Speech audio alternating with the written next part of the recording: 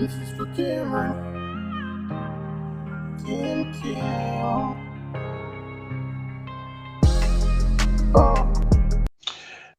That leads into my next question about Gerry Bohanon. Obviously, he's at USF doing his own thing, up and down there. Obviously, not the same amount of talent surrounding him. Do you think losing the aspect of the quarterback run has hurt the running game?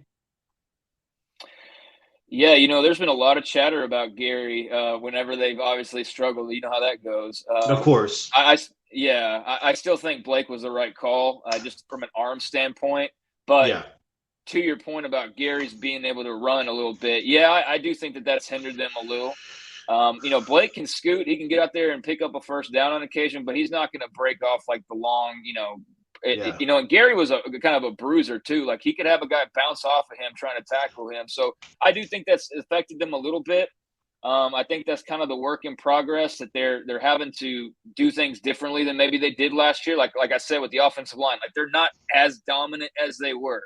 They're not as good at running back. They're not as good at wide receiver. So I think all of those things have had an equal effect. But if you had Gerry out there, at least in maybe some of those instances where, you need to still be able to run the football, but defenses are keyed in on Squirrel or Reese, maybe he can give you a little something there that opens things up a little bit. If the receivers aren't able to get open, like Gerry can just give you a different look that Blake doesn't really have the ability to give you like Gerry could. So I do think that's had an effect and has changed things a little bit, but ultimately, like I said, I think that's a byproduct of everything kind of not being as good as it was last year, But I hate that he's had such a rough road in Tampa so far, just as far as that team not being very good, quality young men. And I'll tell you what, Paul, I think that this Baylor team, like I think they're figuring out who they are, but the problem with it is that the way Dave Aranda's talked about it, there's almost like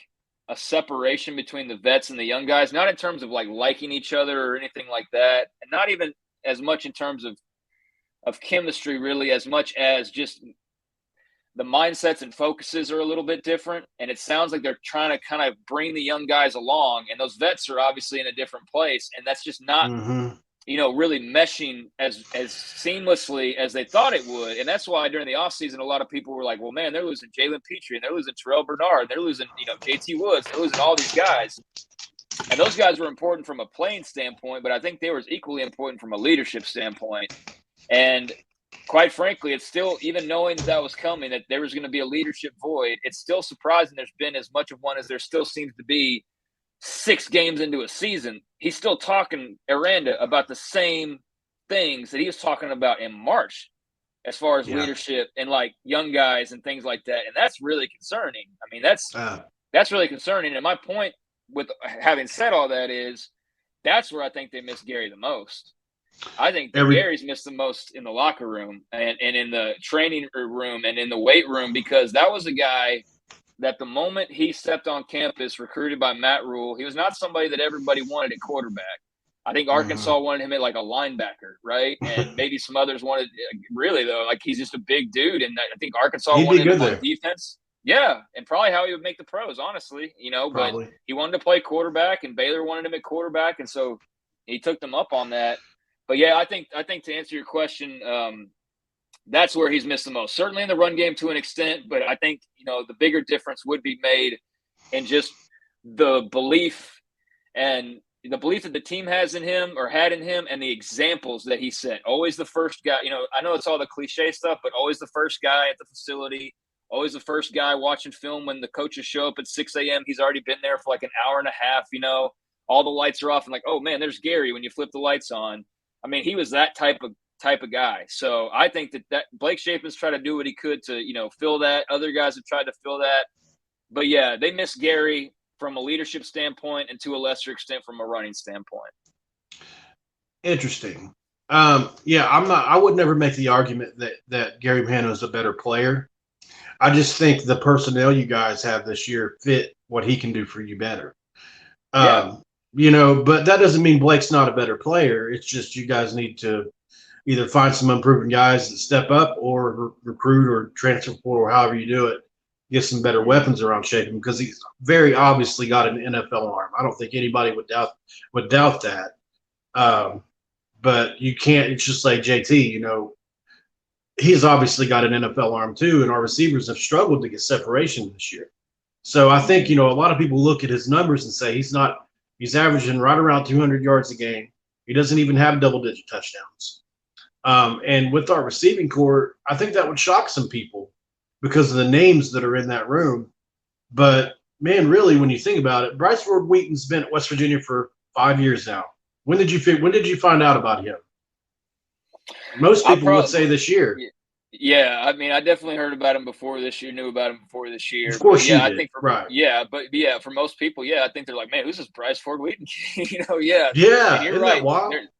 It is weird, and I think that for Baylor, losing Snead to the transfer portal, losing Tyquan Thornton to the NFL, losing Estrada to the NFL, and I'm trying to think if there's anybody else I'm missing. I might be missing like one name or so, but and then the running backs were also receiving threats, like I mentioned earlier. So that's a pretty chunk. That's a pretty big chunk of guys to lose. Yeah, and then and quite frankly, this is what I said about Shapen all offseason. I never moved or wavered off of him being the guy. Like I always figured he was going to be the guy after what we saw, those last couple games of the year. And then Gerry came in the Sugar Bowl, and he just was not very good. And that just kind of felt like a bad performance.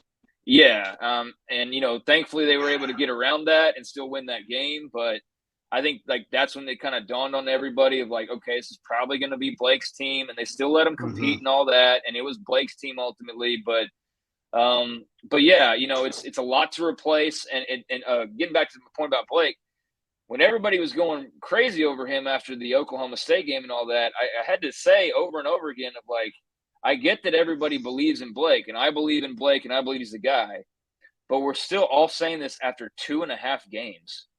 Like you think about it, he played 2.5 games last year. He came in the Kansas State game, I'm not counting like mop up duty, like a series at the end of a blowout. As far as actual real deal playing time, he came in at the end of that Kansas State game last year and finished that bad boy off after Gerry got hurt. Then played in the Texas Tech game at home, which was a missed field goal from going to overtime, and they beat Tech. Yeah, and then they get into the championship game, and obviously he was like dazzling in the first half, and then he gets hurt, and then they had to basically just he was able to manage, but then he didn't play in the bowl game, so he played 2.5 games basically as the start. Two as the starter, 2.5 is like a main contributor. So that also plays into it. So lack of so the offensive line not quite as good as it's been, or maybe as is expected, to be dominance wise. Skill guys totally unproven outside of maybe one guy, and then a quarterback who's still very much a young player and trying to find his way, even though the whole country was watching him tear up Oklahoma State for 2 quarters. That's all most of those people realize about it. Like, oh man, who's this Baylor kid? Whereas obviously I'm going like, it looks really good, but this is a very small sample size. So I think Blake's trying to pump the brakes just a little bit. Yeah. So I just think that's a lot of change, man. That's a lot of turnover. And that, I think everybody tried to be optimistic and thought, okay, well, if everything falls into place, they'll be fine. Well, everything hasn't fallen into place. It's taken a bit more of a growing pain here and there.